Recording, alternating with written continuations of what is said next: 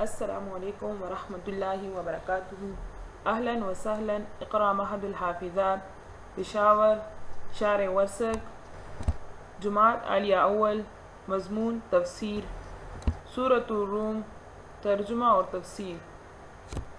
ترجمہ: بسم اللہ الرحمن الرحیم۔ آیت نمبر 38۔ فآت ذی القربى حقه والمسکین وابن السبیل ذلك خیر للذین یریدون وجہ اللہ واولئک هم المفلحون۔ فآتی سو دے ذی القربى رشتہ داروں کو، حقہ اس کا حق، والمسکین اور محتاجوں کو، وابن السبیل اور مسافروں کو، ذالک خیر یہ بہتر ہے، للذین ان لوگوں کے لیے، یریدون جو چاہتے ہیں، وجہ اللہ اللہ تعالیٰ کی رضامندی، واولئک هم المفلحون اور یہی لوگ کامیاب ہیں۔ وما آتیتم اور جو تم دیتے ہو، من ربا ربا میں سے، لیربوا کہ بڑھتا رہے، فی اموال الناس لوگوں کے مالوں میں، فلا یربو عند اللہ تو وہ نہیں بڑھتا اللہ تعالیٰ کے نزدیک۔ وما آتیتم اور جو تم دیتے ہو، من زکوٰۃ پاک دل سے، تریدون چاہتے ہو، وجہ اللہ اللہ تعالیٰ کی رضامندی، فاولئک هم المضعفون سو یہ وہی ہے جن کے دگنے ہوں گے۔ اللہ اللہ تعالیٰ، الذی وہی ذات ہے، خلقکم کے بنایا تم کو، ثم رزقکم پھر روزی دی تم کو، ثم یمیتکم پھر تم کو مارتا ہے، ثم یحییکم پھر تم کو زندہ کرے گا۔ حل من شرکائکم کیا کوئی ہے تم لوگوں کا شریک، من یفعل جو کر سکے، من ذالکم ان کاموں میں سے، من شیء ایک کام، سبحانہ وہ پاک ہے، وتعالی اور برتر ہے، اما یشرکون اس میں سے جو تم شریک ٹھہراتے ہو۔ ظہر الفساد پھیل گئی فساد، خرابی، فی البر جنگل میں، والبحر اور دریا میں، بما کسبت ایدی الناس کہ جو لوگوں کے ہاتھوں کی کمائی ہوئی، لیذیقہم چکانا چاہیے ان کو، بعض الذی کچھ مزہ ان کے کام کا، عملوا لعلہم یرجعون تاکہ وہ پھر آئے۔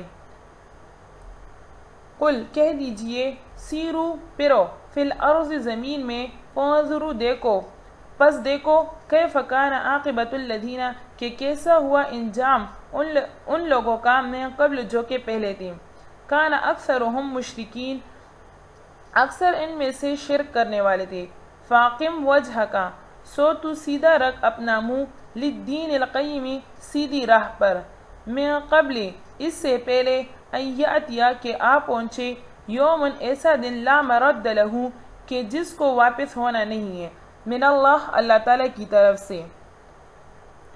من کفر فعلیہ کفرہ اور جس نے کفر کیا تو اس پر اس کے کفر کا وبال ہوگا، ومن عمل صالحا اور جس نے نیک عمل کیا، فلانفسہم پس وہ اپنے نفسوں کے لیے، یمہدون تیاری کر رہے ہیں، لیجزی الذین تاکہ بدلہ دے ان لوگوں کو، آمنوا جو ایمان لائے، وعملوا الصالحات اور نیک اعمال کیے، من فضلہ اپنے فضل سے، انہ بے شک، لا یحب الکافرین بے شک وہ کافروں کو پسند نہیں کرتا۔ تفسیر یہاں پر فرما رہے ہیں کہ فآت ذی القربى حقہ، یہاں پر اس آیت میں بیان کیا گیا ہے کہ جب فطرت کی شہادت سے یہ بات ثابت ہو گئی کہ حقیقی مالک اور رب وہی اللہ تعالیٰ ہے، دنیا کی نعمتیں سب اسی کی عطا کی ہوئی ہے، تو جو لوگ اس کی رضامندی چاہتے ہیں، اس کی خوشنودی چاہتے ہیں، اور اس کی لقاء یعنی ملاقات اور دیدار کے آرزومند ہیں، چاہے اس کے دیے ہوئے میں سے خرچ کریں۔ ان کو چاہیے کہ اللہ نے ان کو جو نعمتیں دی ہے تو اس میں سے خرچ کریں، اس کو اپنے مصارف پر خرچ کریں۔ مصارف میں اقربا، مساکین یہ لوگ شامل ہیں، مسافر، محتاج اور غریب رشتہ داروں کی یہ لوگ خبر لیں، اہل قرابت کے حقوق یہ درجہ بدرجہ عطا کرتے رہیں، ایسے ہی بندوں کو دنیا و آخرت کی بلائی یعنی خیر نصیب ہوگی۔ پھر یہاں سے فرماتے ہیں، وما آتیتم من ربا لیربوا فی اموال الناس فلا یربو عند اللہ وما آتیتم من زکوٰۃ تریدون وجہ اللہ فاولئک هم المضعفون۔ اس آیت کا مطلب یہ ہے کہ سود سے تو بظاہر مال بڑھتا دکھائی دیتا ہے، لیکن حقیقت میں وہ بڑھتا نہیں ہے بلکہ گھٹ رہا ہوتا ہے، جیسے کسی آدمی کا بدن ورم سے پھول جائے، وہ بیماری و موت ہے۔ اور زکوٰۃ نکالنے سے معلوم ہوتا ہے کہ مال کم ہوگا، لیکن حقیقت میں وہ کم نہیں ہوتا بلکہ بڑھتا ہے، جیسے کہ کسی مریض کو ڈاکٹر کوئی دوائی دے اور اس کی وجہ سے تو بظاہر اس کا بدن کمزور ہو جاتا ہے، لیکن وہ اس کا انجام اس کا صحت ہوتا ہے، یعنی وہ دوائی استعمال کرنے کے بعد وہ صحیح اور تندرست ہو جاتا ہے۔ سود اور زکوٰۃ کا حال بھی انجام کے اعتبار ہی سے سمجھ لو۔ یمحق اللہ الربا ویربی الصدقات، قرآن کریم میں اللہ تعالیٰ نے فرمایا کہ اللہ تعالیٰ سود کو مٹاتا ہے اور صدقات کو بڑھاتا ہے۔ اسی طرح حدیث شریف میں آتا ہے کہ ایک کھجور جو مومن صدقہ کرے، قیامت کے دن یہ بڑھ کر پہاڑ کے برابر نظر آئے گا۔ بعض مفسرین ربا کا مطلب سود بیان نہیں فرماتے، بلکہ اس آیت کا مطلب یہ بیان کرتے ہیں کہ جو آدمی کسی کو کچھ دے اس غرض سے کہ دوسرا اس سے بڑھ کر احسان کا بدلہ کرے گا، تو یہ دینا اللہ کے ہاں برکت اور ثواب نہیں ہے، گو مباح ہو، اور پیغمبر علیہ السلام کے حق میں تو مباح بھی نہیں۔ ولا تمنن تستکثر، یہاں پر فرماتے ہیں کہ اللہ الذی خلقکم ثم رزقکم ثم یمیتکم ثم یحییکم هل من شرکائکم من یفعل من ذلکم من شیء سبحانہ وتعالی عما یشرکون۔ یہاں پر فرما رہے ہیں کہ اللہ تعالیٰ ہی وہی ذات ہے کہ جس کے قبضے میں مارنا، زندہ کرنا، انسانوں کو روزی دینا، یہ سب کام اللہ تعالیٰ ہی کے قبضے میں ہیں، تو پھر تم دوسرے شریک کدھر سے بناتے ہو؟ پھر یہ دوسرے شریک کدھر سے آ کر الوہیت کے مستحق ہو جاتے ہیں۔ پھر فرمایا ظہر الفساد فی البر والبحر بما کسبت ایدی الناس لیذیقہم بعض الذی عملوا لعلہم یرجعون۔ اس آیت میں یہ بتایا گیا ہے کہ جب زمین پر لوگ دین فطرت پر قائم نہ رہے، کفر اور ظلم دنیا میں پھیل جائے اور اس کی وجہ سے ملکوں اور جزیروں میں خرابی پھیل جائے، نہ خشکی میں امن اور سکون رہے اور نہ تری میں، روئے زمین کو فتنہ اور فساد نے گھیر لیا، بحری لڑائیوں اور جہازوں کو لوٹ مار سے سمندروں میں بھی طوفان برپا ہو گیا۔ یہ سب اس لیے کہ اللہ تعالیٰ نے چاہا کہ بندوں کی بدعمالیوں کا تھوڑا سا مزہ اس کو دنیا میں بھی چکھا دیا جائے، پوری سزا تو آخرت میں ملے گی، مگر کچھ نمونہ یہاں بھی دکھلا دیا۔ ممکن ہے کہ بعض لوگ ڈر کر اس سے راہ راست پر آ جائیں۔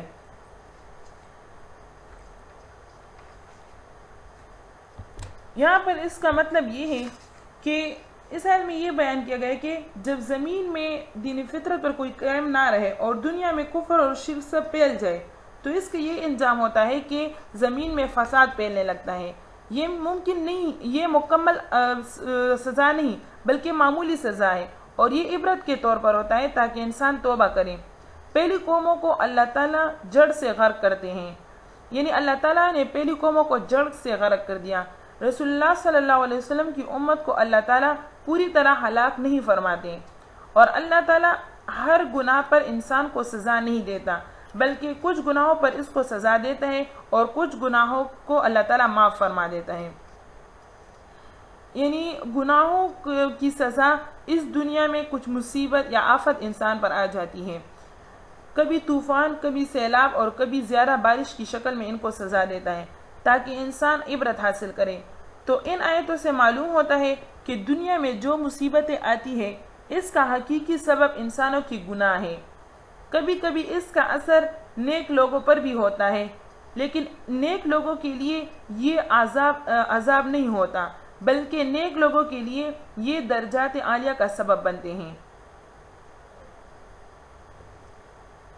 یہاں پر یہ کہا گیا ہے کہ دنیا میں عذاب یا مصیبت کا آنا یہ گناہ کا سبب ہے، تو پھر مومن لوگوں پر یہ مصیبت کیوں آتا ہے؟ تو جواب اس کا یہ ہے کہ اللہ تعالیٰ ان سختیوں کے ذریعے سے اس کو آخرت میں ترقی دیتے ہیں۔ اس کی مثال اس طرح ہے کہ ایک بچہ گندا ہو تو اس کو کوئی گود میں نہیں لیتا، تو پھر ماں اس کو صاف کرتی ہے، اگرچہ وہ روتا ہے پانی یا صابن کی وجہ سے، لیکن تکلیف کے بعد وہ پھر ہنستا ہے۔ پھر اسی طرح اللہ تعالیٰ نیک لوگوں کو دنیا میں صاف کرتا ہے، اور اسی طرح اللہ کو انبیاء بھی محبوب ہے۔ سب سے زیادہ مصیبتیں ان پر آئی ہیں۔ حدیث شریف کا مفہوم ہے کہ دنیا میں بلائیں سب سے زیادہ انبیاء پر آتی ہیں، پھر جو ان کے قریب ہو اور پھر جو ان کے قریب ہو۔ پھر فرماتے ہیں کہ قُلْ سِیرُوا فِی الْأَرْضِ فَانْظُرُوا کَیْفَ کَانَ عَاقِبَةُ الَّذِینَ مِن قَبْلُ کَانَ أَکْثَرُہُم مُشْرِکِینَ۔ یعنی یہاں پر فرمایا کہ ان مشرکین سے، ان لوگوں سے، یہاں پر فرمایا کہ تم زمین میں پھرو اور دیکھو کہ ان لوگوں کا انجام کیا ہوا جو پہلے تھے۔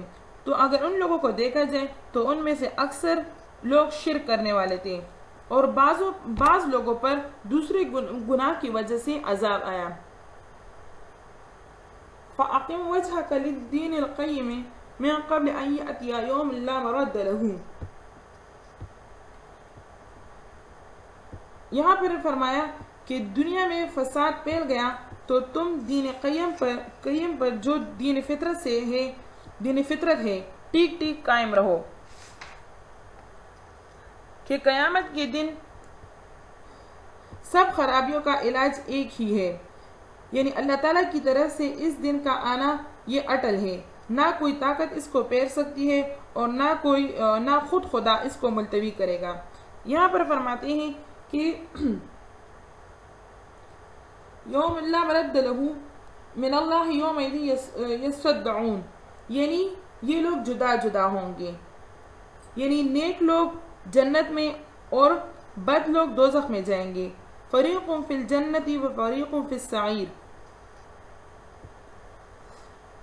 حضرت شاہ صاحب رحمہ اللہ اس کو دنیا کے احوال پر محمول کرتے ہوئے لکھتے ہیں کہ اس سے مراد دنیا کا غلبہ ہو اور سزا پانے والے الگ ہو اور اللہ کے مقبول بندے یہ الگ ہو جائے۔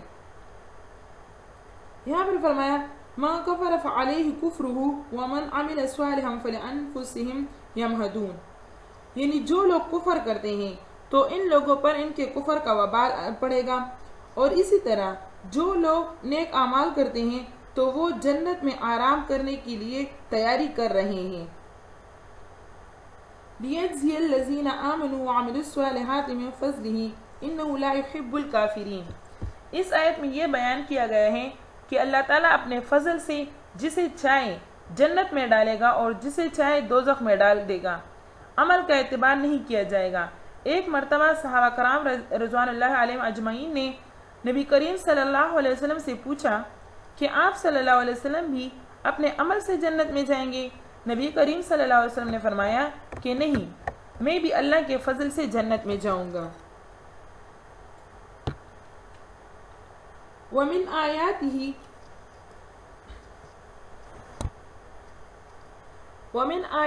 أَنْ يُرْسِلَ الرِّيَاحَ مُبَشِّرَاتٍ وَلِيُذِيقَكُم مِّن رَّحْمَتِهِ وَلِتَجْرِيَ الْفُلْكُ بِأَمْرِهِ وَلِتَبْتَغُوا مِن فَضْلِهِ وَلَعَلَّكُمْ تَشْكُرُونَ۔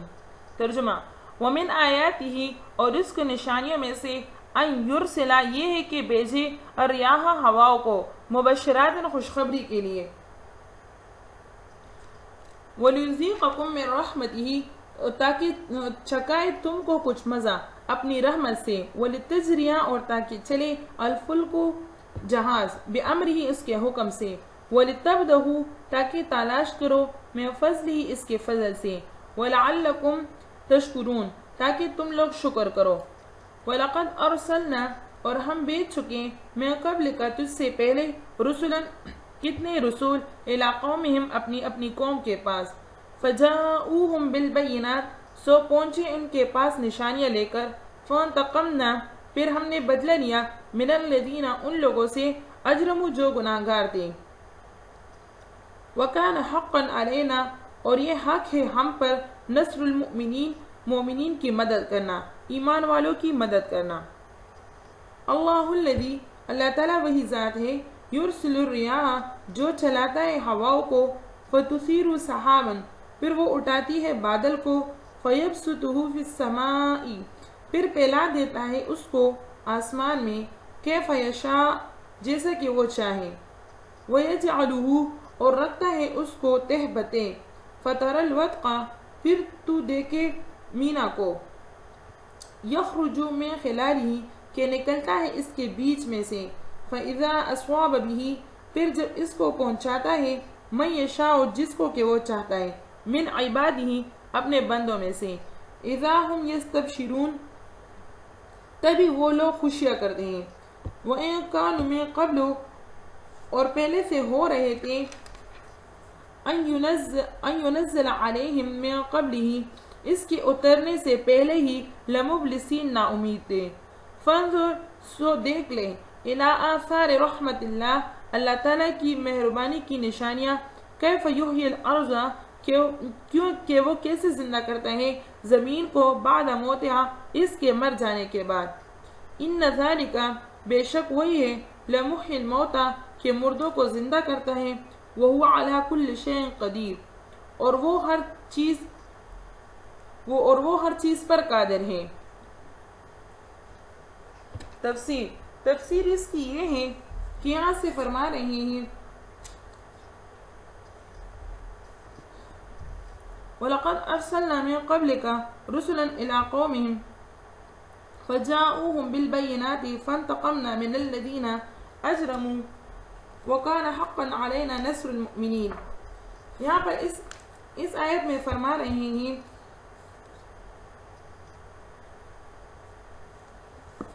پہلے اس آیت سے فرمایا کہ مقبول اور مردود یہ جدا کر دیے جائیں گے، منکروں پر ان کے انکار کا وبال پڑے گا، اور وہ اللہ کو اچھے نہیں تھے۔ اب یہاں پر بتلاتے ہیں کہ اس کا اظہار دنیا ہی میں ہو کر رہے گا، کیونکہ اللہ تعالیٰ کی عادت اور وعدہ ہے کہ مجرمین اور مکذبین سے انتقام لے، اور مومنین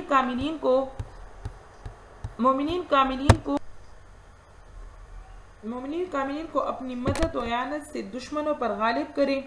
یہاں پر بیچ میں ہوا کا ذکر اس واسطے آیا کہ جیسے باران رحمت کے نزول سے پہلے ہوائیں چلتی ہیں، اسی طرح دین کے غلبے کی نشانیاں روشن ہو جاتی ہیں۔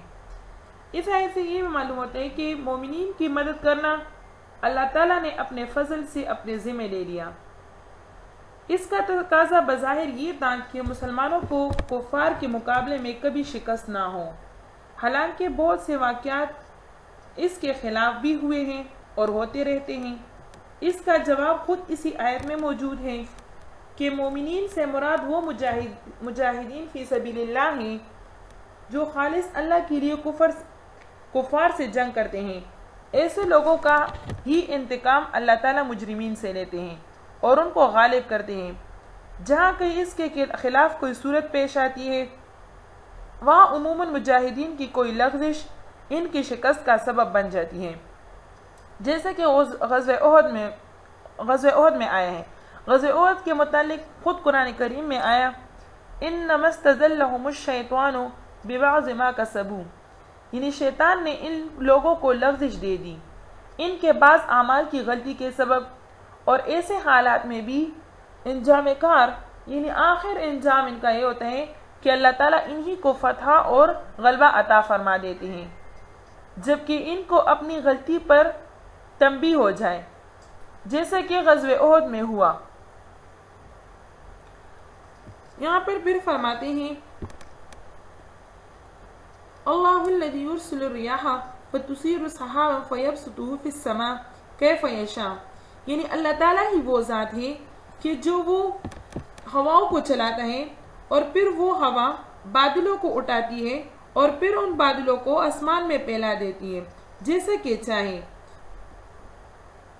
وَيَجْعَلُهُ كِسَفًا فَتَرَى الْوَدْقَ يَخْرُجُ مِنْ خِلَالِهِ فَإِذَا أَصْوَابَ بِهِ مَنْ يَشَاءُ مِنْ عِبَادِهِ إِذَا هُمْ يَسْتَبْشِرُونَ۔ اسی طرح جو ایمانی اور روحانی بارش سے متنفع ہوں گے تو وہ خوشیاں منائیں گے۔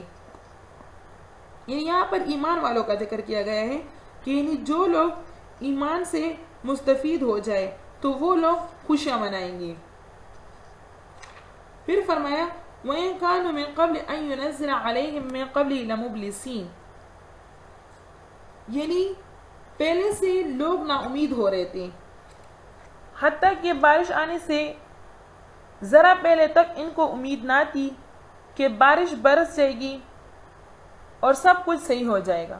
انسان کا حال بھی عجیب ہے، ذرا دیر میں نا امید ہو کر بیٹھ جاتا ہے، پھر ذرا سی دیر میں خوشی سے کھل پڑتا ہے۔